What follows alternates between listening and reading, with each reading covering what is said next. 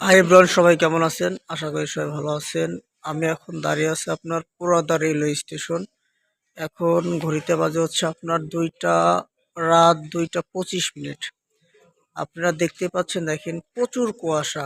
আমার পিছনে দেখেন কুয়াশা, একদম চারিদিক অন্ধকার রয়েছে। এই রেলওয়ে স্টেশনে একটা জিনিস দেখে খুবই খারাপ লাগলো। তো সেটা দেখানোর জন্য মূলত আমি ভিডিওটা করলাম। আসলে আপনাদের একটা গুরুত্বপূর্ণ জিনিস দেখাবো, সবাই ভিডিওটি সম্পূর্ণ দেখবেন দয়া করে। দেখেন পুরাদা রাত 3টার চিত্র। দেখেন চারিদিক একদম কুয়াশা অন্ধকার হয়ে গেছে।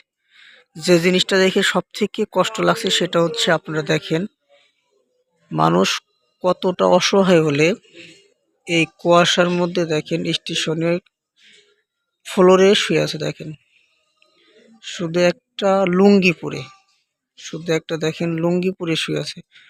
আমরা 2-3টা শীতের পোশাক পরেও ঠান্ডাতে থাকতে পারতেছি না, এরা শুধু একটা লুঙ্গি পরে দেখেন এরকম ফ্লোরে শুয়ে আছে। এ দেখেন শুধু একটা চাদর, পাতলা একটা চাদর পরে শুয়ে আছে। দেখেন তারা কত কষ্ট করতেছে। আমরা 2টা সোয়েটার পরেও শীতে থাকতে পারতেছি না, আর এরা একটা চাদর পরে শুয়ে আছে।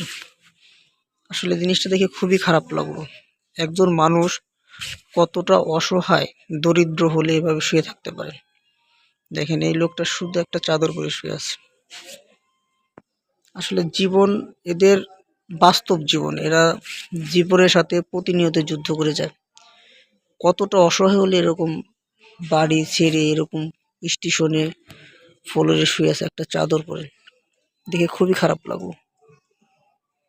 আল্লাহ এদেরকে অবশ্যই সুস্থ রাখবে, এই দোয়াই করি সবসময়।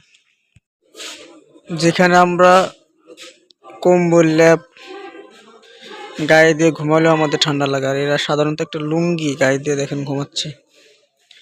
আসলে জীবন কতটাই কঠিন। আর আল্লাহ এদেরকে দেখেন একটা লুঙ্গি গায়ে দিয়ে শুয়ে আছে। আল্লাহ এদেরকে কিন্তু গরমের অবস্থা করে দিচ্ছে। আসলে যার কেউ নেই তার কিন্তু আল্লাহ আছে, কথাটা বাস্তব। এটাই তার বাস্তব প্রমাণ।